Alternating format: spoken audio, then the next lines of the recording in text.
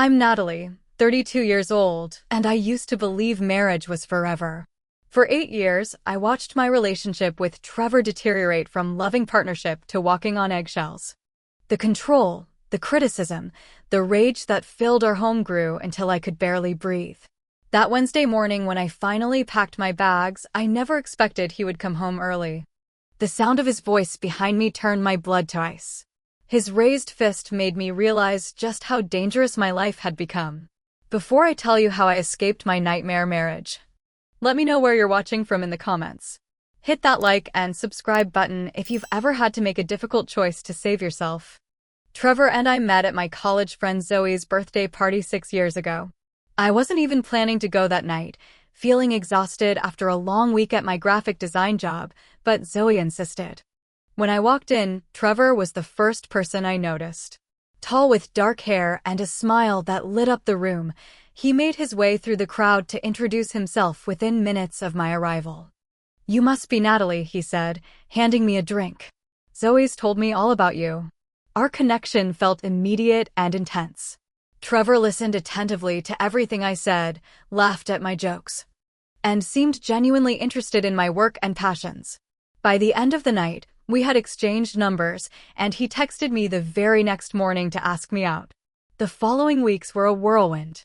Trevor took me to fancy restaurants, surprised me with thoughtful gifts, and called every day. He planned elaborate dates like sunset picnics and weekend getaways to the mountains. I was swept off my feet by his attention and charm. Before Trevor, my life had been busy but fulfilling. I had built a promising career as a graphic designer at a marketing agency, shared an apartment with my best friend Alicia, and maintained close relationships with my family and a tight circle of friends. I loved hiking on weekends, took pottery classes, and volunteered at an animal shelter. My life felt balanced and independent. But Trevor became the center of my universe quickly. After only 8 months of dating, he proposed during a weekend trip to the beach. The proposal was straight out of a romance movie, with candles spelling "Marry me" in the sand at sunset. Looking back, I should have questioned why he was rushing things, but I was caught up in what felt like a fairy tale. When I called my family to share the news, their reactions were mixed. My mom expressed cautious happiness, while my dad asked if we should wait a little longer. My sister Emma was more direct. "Are you sure, Nat? You've only known him for a few months," she said. Alicia, my best friend since high school, voiced her concerns more specifically when I showed her my engagement ring. "He's charming. But don't you think he gets a little weird when you want to do things without him?" she asked carefully. "Remember how he kept calling when we had our girls' weekend?" I dismissed her concerns. "He just misses me." It's sweet. The wedding planning quickly took over our lives, with Trevor insisting on a large, elaborate ceremony despite my preference for something smaller. He had opinions about everything from my dress to the flowers, and I found myself giving in to keep him happy. I rationalized that it was just wedding stress making him particular. 6 months later, we were married in a 300-guest ceremony that felt more like a performance than a celebration of our love. I barely had time to speak with my closest friends and family as Trevor kept me by his side, introducing me to his business associates and distant relatives. For our honeymoon, Trevor surprised me with a trip to Hawaii. While beautiful, this was when I noticed the first real red flags. He became irritated when I chatted with other tourists, criticized my beach body despite my athletic build, and got angry when I wanted to call my sister to check in. When I wanted to go scuba diving, he refused to let me go without him, despite his fear of deep water. I ended up skipping the activity altogether. "I just want to spend every minute with my beautiful wife," he said when I expressed disappointment. Is that so wrong? I chalked it up to honeymoon possessiveness and pushed my concerns aside. After all, everyone said the first year of marriage was the hardest. Things would settle down once we got back to normal life. I never imagined how wrong I could be. The first year of our marriage revealed a gradual but unmistakable change in Trevor. The attentive, charming man who had courted me began to disappear, replaced by someone increasingly critical and controlling. It started with small comments about my appearance. "That outfit makes you look heavier than you are," he would say casually as I dressed for work. Or, maybe you should wear more makeup when we go out. The other wives always look so put together. His criticism extended to my cooking, despite the fact that he rarely helped in the kitchen. The chicken is too dry again, he would complain, pushing his plate away. My mother's cooking was always perfect. Maybe you should ask her for lessons. Trevor took control of our finances almost immediately after we married. What began as helping me manage my money better turned into having to ask permission to buy anything, even a coffee with friends. We need to be smart with our money, he explained when I questioned why I needed his approval for every purchase. I'm just better with finances than you are. I tried everything to please him. I changed my wardrobe, took cooking classes, and learned to ask before making any decisions. I worked hard to maintain peace in our home, walking on eggshells to avoid triggering his disapproval. Trevor's job as a finance manager at a large corporation was demanding, and he often brought the stress home. But instead of seeking support or finding healthy ways to decompress, he used me as his emotional punching bag. His jealousy grew increasingly suffocating. When a male colleague texted me about a work project after hours, Trevor grabbed my phone and read through all my messages. "Who's Daniel?" he demanded. "Why is he texting you at 9 p.m.? "He's just a coworker," I explained. "We have a deadline tomorrow." "Tell him to text someone else on the team," Trevor said, watching as I sent the message he dictated. After that incident, Trevor began regularly checking my phone, demanding to know my whereabouts at all times and questioning my loyalty despite my complete faithfulness. Gradually, I saw my friends less and less. Trevor always had a reason why we couldn't attend gatherings or why my friends couldn't visit our home. "Alicia is too negative. She's probably jealous of our marriage," he said when I mentioned meeting her for lunch. "Your work friends are just trying to get ahead by using you," he claimed when I wanted to join the team for happy hour. One by one, my friendships faded as I made excuses to decline invitations. The vibrant social life I once enjoyed dwindled to occasional phone calls that I often took in the bathroom with the shower running so Trevor wouldn't overhear. The arguments became more frequent and intense. What started as disagreements evolved into screaming matches, with Trevor towering over me, his face contorted in rage. The first time he threw something during an argument, it was a glass that shattered against the wall inches from my head. I was so shocked I couldn't speak. "Look what you made me do," he shouted, as if I had forced his hand. Afterward, he apologized profusely, blaming work stress and promising it would never happen again. I believed him because I needed to. When family or the few friends I still maintained contact with noticed changes in me or questioned my withdrawal, I made excuses for Trevor's behavior. "He's under a lot of pressure at work," I would say. Or, "We're just going through a rough patch." All marriages have them. Inside, though, I was crumbling. The confident, independent woman I had once been was fading away, replaced by someone who second-guessed every word and action. I no longer recognized myself in the mirror, seeing instead a shell of the person I used to be. And still I stayed, believing I could fix things if I just tried harder, loved more completely, became the perfect wife Trevor seemed to want but could never quite describe. 3 years into our marriage, I barely recognized the woman staring back at me in the mirror. My once vibrant eyes had dulled, and I had lost weight from the constant stress. The colorful clothes I once loved hung untouched in my closet, replaced by the neutral tones Trevor preferred. My voice, once strong and opinionated, had shrunk to a whisper. Trevor's control had become absolute. He installed a tracking app on my phone for my safety and required me to check in throughout the day with photos to prove my location. If I didn't answer his calls immediately, regardless of whether I was in a meeting or with a client, I would face hours of questioning and accusations when I got home. "Who are you with?" he would demand. "Why couldn't you answer? Are you hiding something from me?" Just when I thought things couldn't get worse, I received wonderful news at work. My boss called me into his office to offer me a promotion to Senior Design Director, a position I had worked toward for years. For a brief moment, I felt a flicker of my old self, proud of my accomplishments and excited for the future. That feeling evaporated the instant I told Trevor. You'll be working longer hours, he said, his voice dangerously calm. With more responsibility, more travel, more male colleagues. But it's a huge opportunity, I countered softly. And a significant pay increase. Are you saying I don't provide for you well enough? His face darkened. That you need to work more because I'm failing as a husband? The argument escalated until Trevor punched a hole in our bedroom wall.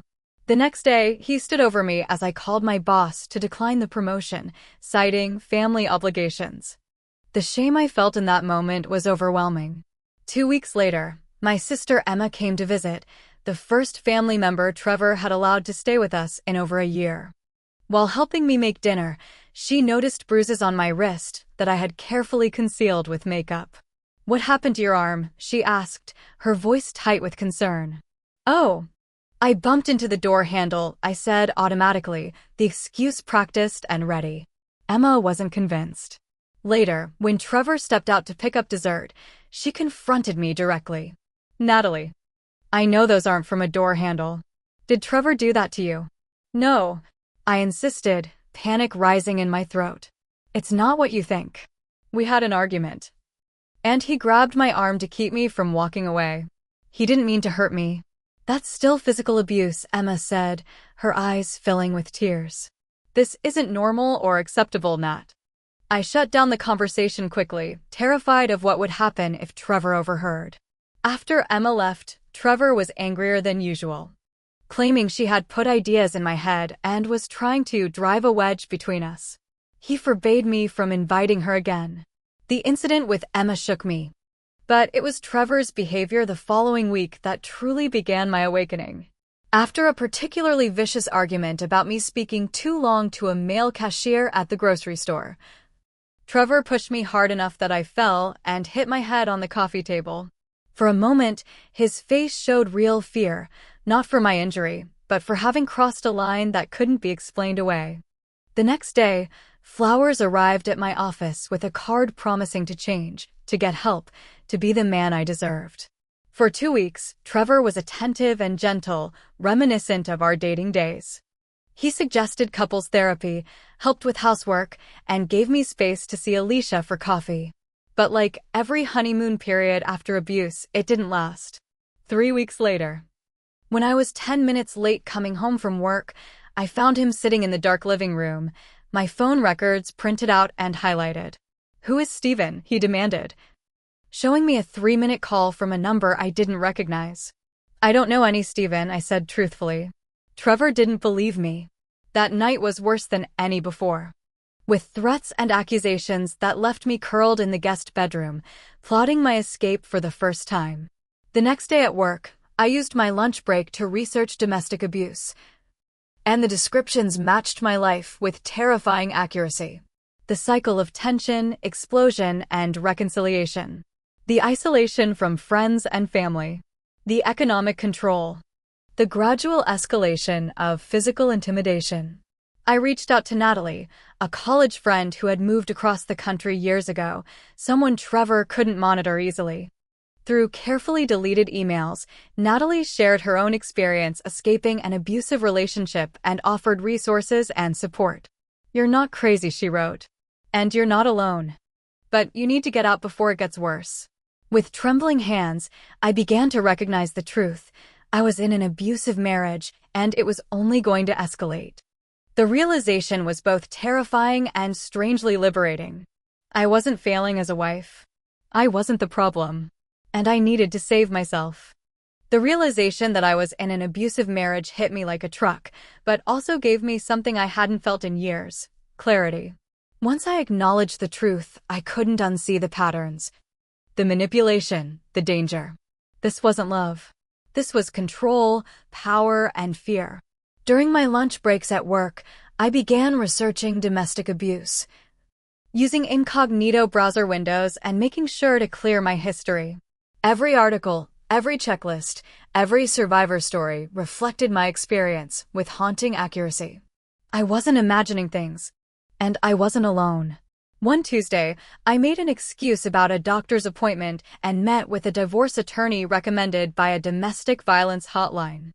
Catherine Spencer listened without judgment as I detailed my marriage in hushed tones, afraid someone might overhear even in her private office. What you're describing is a classic pattern of abuse, she confirmed. And leaving is the most dangerous time. We need to create a careful exit plan. Catherine advised me to gather important documents, open a separate bank account, and create a detailed safety plan. She explained the process of getting a restraining order and the legal steps for divorce. The meeting cost $300, which I paid in cash withdrawn in small amounts over several weeks so Trevor wouldn't notice. Back at my office, I called the bank and changed all my security questions and passwords, selecting answers Trevor couldn't possibly guess. I opened a new email account and a separate bank account at a different bank, having statements sent to my work address. Each small act of independence felt both terrifying and exhilarating. Next, I began slowly gathering important documents. My birth certificate hidden in a tampon box. My passport slipped between design portfolios. Social security card tucked into a rarely used cookbook. I made copies of our financial records when Trevor was out golfing, storing everything in a locked drawer at work. The hardest step was reaching out for help. After weeks of internal debate, I called Emma from a coworker's phone during lunch. "I need to leave Trevor," I said the moment she answered, my voice breaking. "You were right. It's bad, and I'm afraid." Emma's response was immediate and unwavering. "Tell me what you need. My guest room is yours for as long as you want." Emma lived 3 hours away, far enough that Trevor wouldn't easily find me. We made plans for me to leave the following Wednesday when Trevor had a scheduled all-day meeting. Emma would drive to our house that morning to help me pack and leave before he returned. "Don't tell anyone else yet," I cautioned. "Not even Mom and Dad. I don't want word getting back to him somehow." Emma agreed, promising to take the day off work and be there early. As my planned departure date approached, my anxiety skyrocketed. I lost 7 pounds in 2 weeks, couldn't sleep more than a few hours at night, and jumped at every sound. Trevor noticed the changes. "You're acting strange," he commented, studying my face across the dinner table. "Is there something you're not telling me?" "Just stressed about a big project at work," I lied, forcing myself to maintain eye contact. Trevor seemed suspicious, but didn't push further. Instead, he became unusually attentive, bringing home flowers, suggesting weekend trips, even encouraging me to invite Alicia over for dinner. It was a return to his charming persona, which now felt calculated and chilling rather than romantic. I contacted a domestic violence hotline and worked with a counselor to create a detailed safety plan. We discussed safe places, emergency contacts, and what to do if Trevor discovered my intentions before I could leave. I memorized Emma's phone number and the hotline number in case he took my phone. The counselor helped me pack an emergency bag with essentials, which I hid in the back of my car under a blanket. She also encouraged me to document any threats or incidents, so I began keeping a password-protected journal on an app that looked like a calculator. "The most dangerous time in an abusive relationship is when you try to leave," the counselor warned. "Be extremely careful and follow your instincts."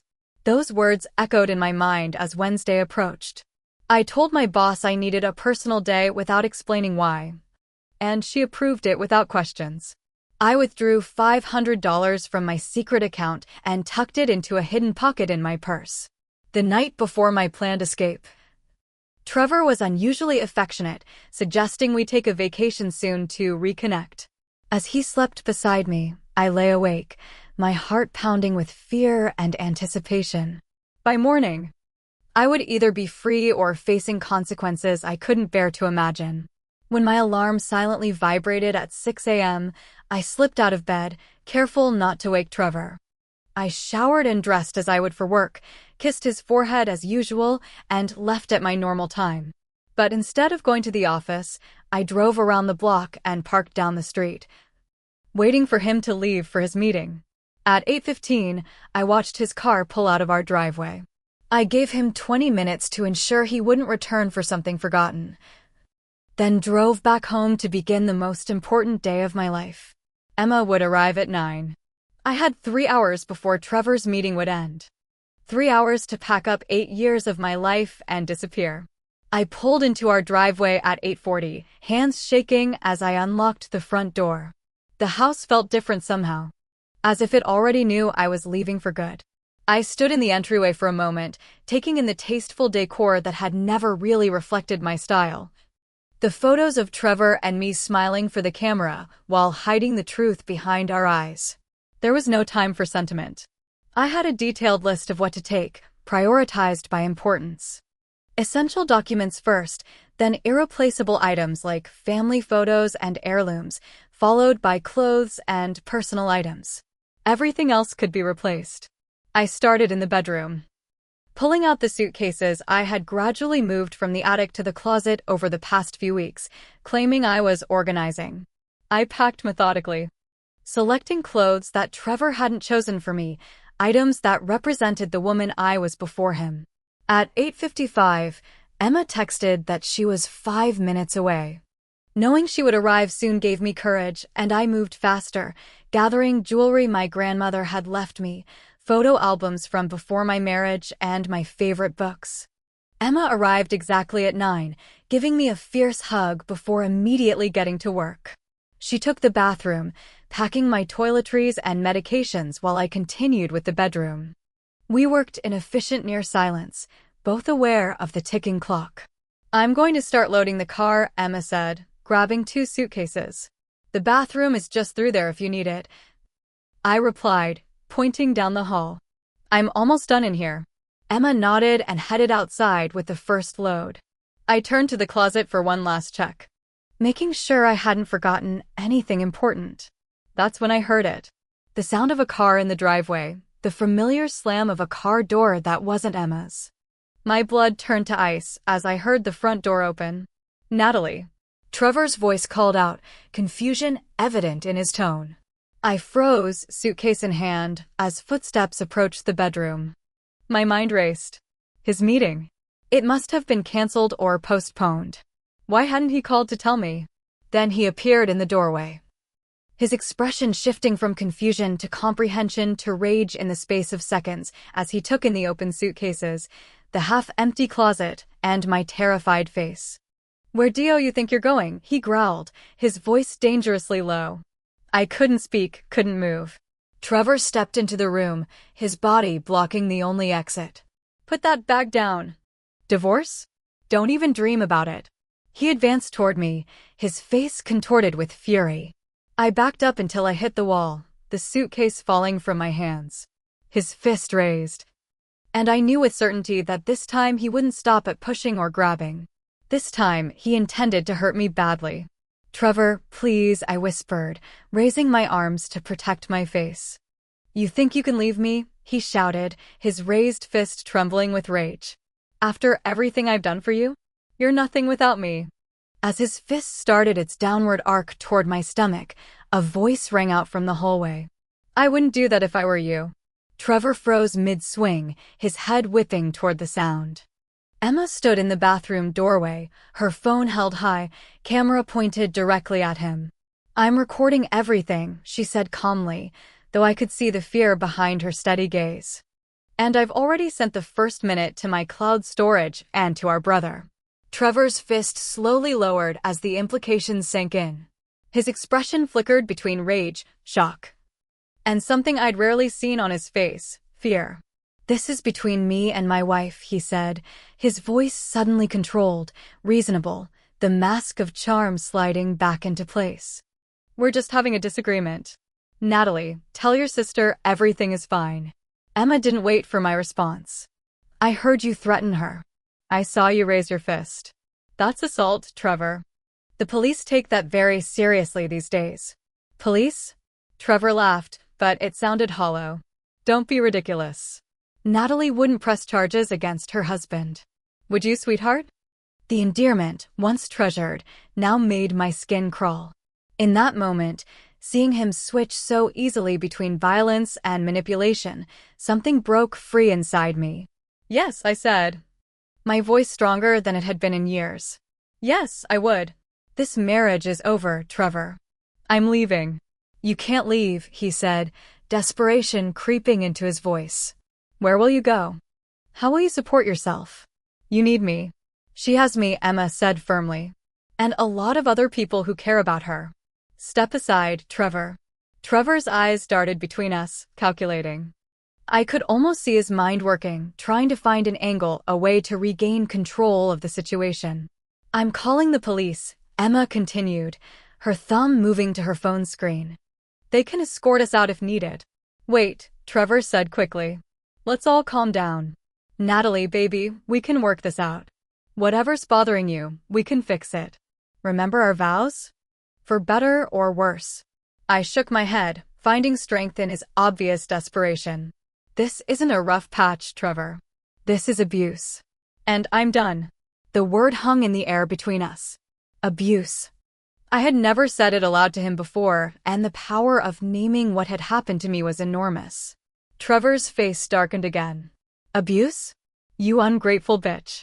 I gave you everything. A beautiful home, nice clothes, vacations. What more did you want?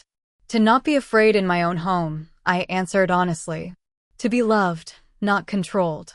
Emma had stepped fully into the room now, keeping her phone trained on Trevor while moving closer to me. The police are on their way, she said, though I wasn't sure if she had actually called them yet. Trevor paced the room, running his hands through his hair. This is insane. You're overreacting. I've never hit you. You were about to, Emma pointed out. And emotional abuse is still abuse. Trevor turned his attention to Emma, his voice taking on a reasonable, almost pleading tone. Emma, you don't understand our relationship. Natalie has anxiety issues. She exaggerates things. Ask anyone. They'll tell you what a good husband I am. Save it for the police, Emma replied coldly. The standoff continued for several agonizing minutes. Trevor alternated between threatening, pleading, and trying to guilt me into staying. With each attempt, I felt more certain of my decision to leave. Finally, the sound of sirens approaching broke the tension. Trevor's face paled. You actually called them, he said, sounding genuinely shocked. Of course I did, Emma replied. I take my sister's safety seriously. As the police knocked on the door, Trevor made one last desperate attempt. Natalie, if you do this, there's no coming back. I'll fight you for everything. The house, the cars, everything. I looked at him. This man I had once loved so deeply and felt nothing but relief that I was escaping. Keep it all, I said quietly. My freedom is worth more. The police entered. And everything moved quickly after that. Emma showed them the video of Trevor threatening me. I gave a brief statement, my voice steady despite my racing heart. The officers kept Trevor separated from us as Emma and I finished loading her car with my belongings. As we prepared to leave, one of the officers approached me. Ma'am, do you want to file for an emergency protective order? I looked at Trevor, standing under police supervision in what had once been our home, and nodded. Yes, I do. Trevor's face contorted with fury, but he remained silent as the officer explained the process. Within 30 minutes, Emma and I were driving away, my life packed into her SUV. My heart pounding with fear and hope in equal measure. I didn't look back as we turned the corner. I didn't need to. For the first time in years, I was looking forward. The first weeks of freedom were both liberating and terrifying. Emma's guest room became my sanctuary, a safe space where I could process the shock of what had happened and begin to rebuild my shattered sense of self. But freedom came with its own challenges. Trevor's harassment began almost immediately. The first night at Emma's, my phone exploded with texts and calls. 53 messages ranging from apologies to threats, from declarations of love to vicious insults. I finally turned off my phone, unable to bear the emotional whiplash. You don't have to read any of that, Emma assured me, bringing me a cup of tea as I sat curled on the bed, knees to my chest. In fact, maybe we should get you a new number. I nodded, exhausted beyond words. The next day, we went to the mobile store and changed my number, giving it only to my boss, a few trusted coworkers, and immediate family with strict instructions not to share it with anyone. But Trevor was resourceful in his desperation. When he couldn't reach me by phone, he began emailing incessantly. When I blocked his email, He created new accounts. When those were blocked, he showed up at my workplace. "He's in the lobby asking for you," my coworker Megan whispered one afternoon, 3 days after I'd left. "Security won't let him up, but he's making a scene." I called the police, and they escorted Trevor from the building with a warning. The next day, I filed for a restraining order, using Emma's video and documentation from the security team at work as evidence. The judge granted a temporary order, and a hearing was set for a permanent one. The day of the hearing, I sat in the courtroom, trying not to tremble as Trevor entered with his attorney. He had dressed impeccably in a conservative suit, his expression appropriately somber and reasonable. I recognized the mask he wore for others, the charming, professional persona that had fooled me for so long.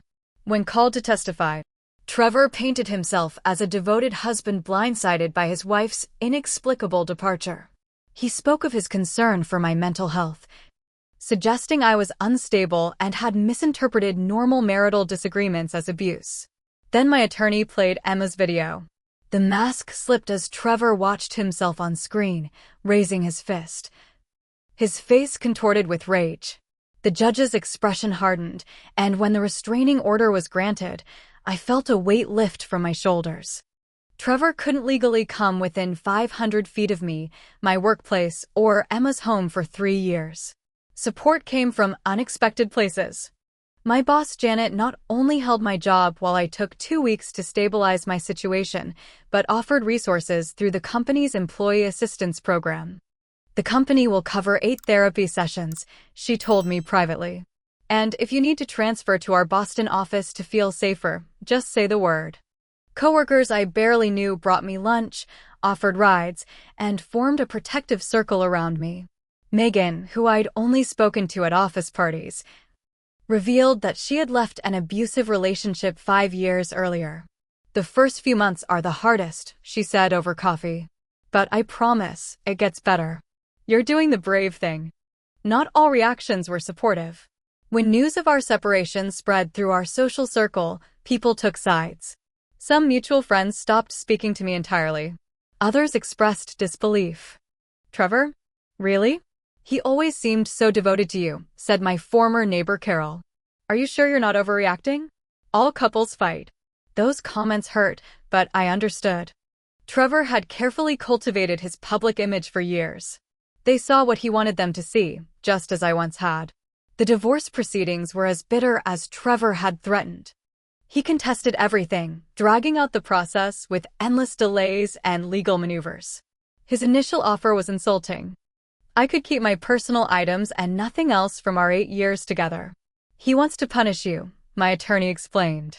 "This isn't about the assets. It's about control."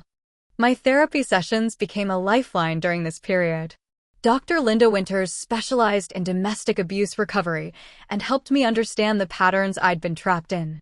"Abusers isolate their victims for a reason," she explained during one session. "They systematically cut off support systems until their version of reality becomes the only one you know." Through therapy, I began to recognize how gradually Trevor had eroded my confidence, independence, and sense of reality. The process wasn't linear. Some days I felt strong and certain. Others I questioned everything, even my own memories. "That's normal," Dr. Winters assured me. "Gaslighting is powerful. Your brain needs time to recalibrate to the truth." 3 months after leaving, I found a domestic abuse survivors support group that met weekly at a local community center. Sitting in a circle with women of all ages and backgrounds, I heard variations of my story again and again. The details differed, but the patterns were eerily similar.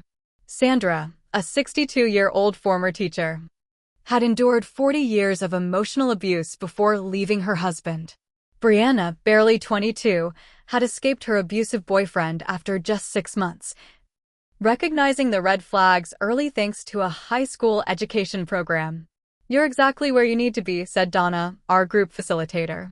"Not too early, not too late. Right on time for your journey." In the group, I made my first genuine new friendships. Women who understood without explanation, who didn't judge or question, who celebrated small victories like getting through a court date or changing a locked social media profile picture to one where I was smiling. 5 months after leaving Trevor, I found a small apartment of my own, close to work but in a secure building with cameras and a doorman. Emma helped me move in and stayed the first night, both of us nervous about me being alone. "You call me anytime, day or night," she insisted. "And I'm only 3 hours away if you need me to come back." That first night alone after Emma left was terrifying. Every sound made me jump. I checked the locks repeatedly and slept with my phone in my hand. But I survived, and the next night was a little easier.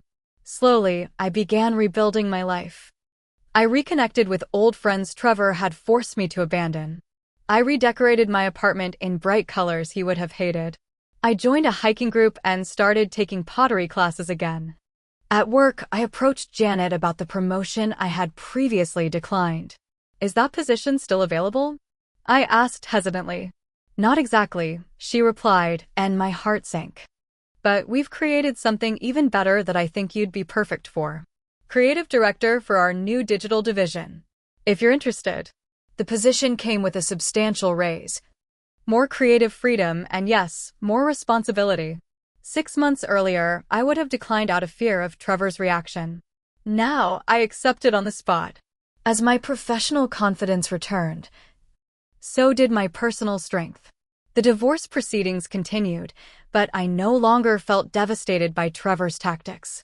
When he demanded alimony despite earning more than me, claiming my abandonment had caused emotional distress affecting his work performance, I didn't crumble. I laughed. "He's getting desperate," my attorney observed. "This won't fly with the judge." 8 months after leaving, I looked in the mirror and recognized myself again.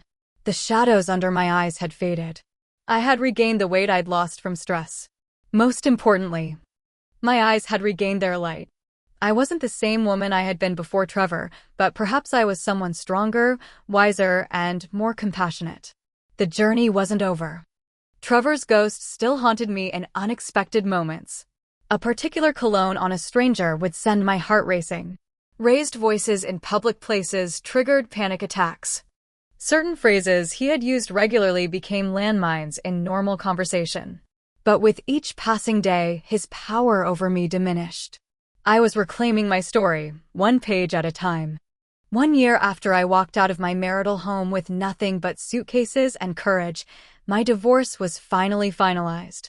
I sat in my attorney's office, pen hovering over the last document requiring my signature, a strange mix of emotions washing over me. "Take your time," Catherine said gently. "This is a big moment." I signed my name, watching as the ink dried on the paper. 8 years of marriage ended with a signature. It felt both monumental and anticlimactic. "Congratulations, Natalie," Catherine said, shaking my hand. "You're officially free." Free. Such a simple word for such a complex reality. I stepped out of the office building into the bright spring sunshine, tilting my face toward the warmth. For the first time in years, I felt the full meaning of that word. Free to choose.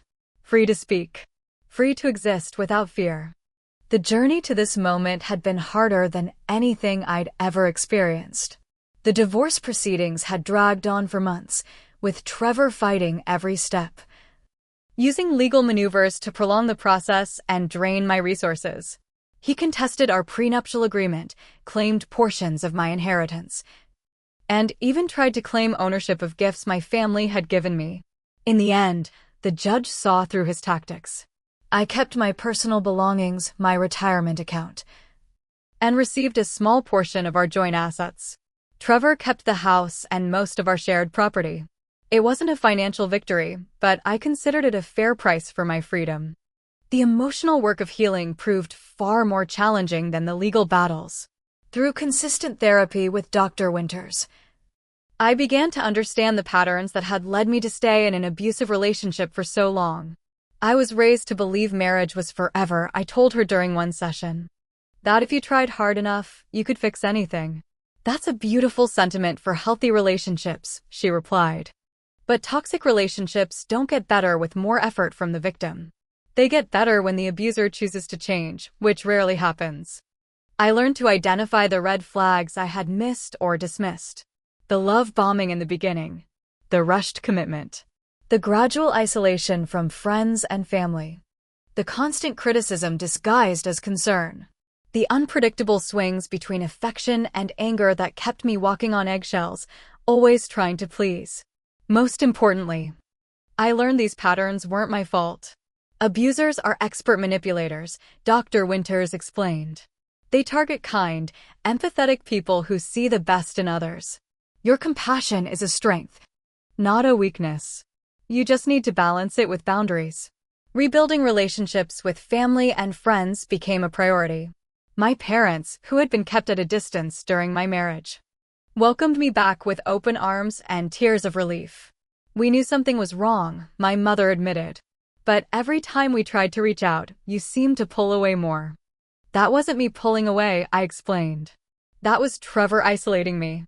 I was too ashamed to admit what was happening. With Emma, I developed a deeper bond than we'd ever had before. Her unwavering support during my darkest hours created a connection that transcended typical sibling relationships. She had literally saved me, and no words could adequately express my gratitude. Old friendships required more careful navigation. Some friends had drifted so far during my marriage that reconnection felt awkward and forced. Others welcomed me back without question. Alicia, my once best friend, fell somewhere in between. I missed you, she said during our first lunch after years of minimal contact. But I was also angry that you chose him over our friendship. I didn't choose, I tried to explain. I was manipulated into believing I had no choice. These conversations were difficult but necessary. Some relationships healed. Others had changed too much to salvage. I learned to accept both outcomes with grace, understanding that my journey had altered me in ways that made some old connections no longer fit. Professional success became an unexpected source of healing. The promotion I had accepted flourished into a career renaissance. My creativity, long suppressed under Trevor's criticism, exploded in new directions. I led campaigns that won industry awards and mentored junior designers with the compassion of someone who understood the importance of encouragement.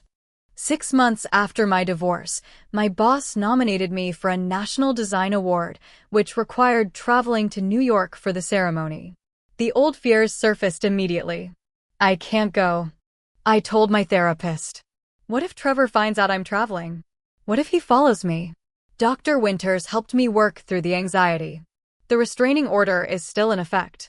He's moved on to dating someone new according to mutual friends.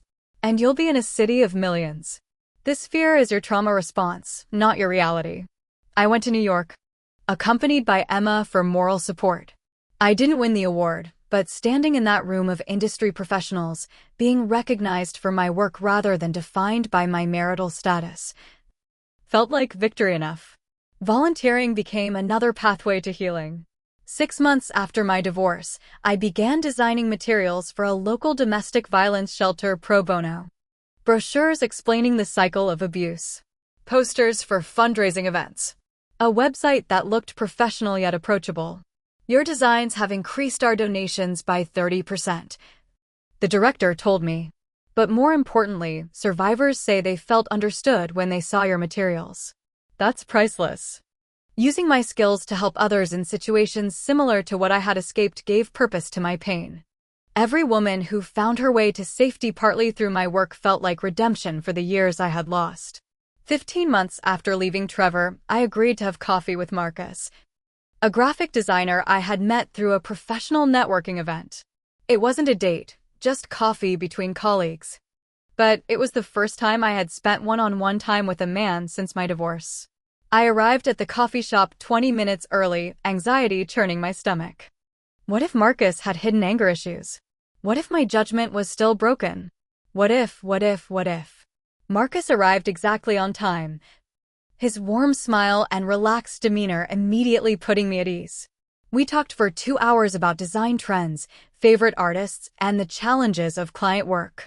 Not once did he interrupt me, criticize my opinions, or try to dominate the conversation.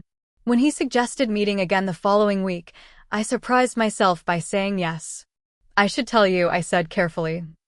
I'm taking things very slowly in my personal life. I'm still healing from a difficult marriage.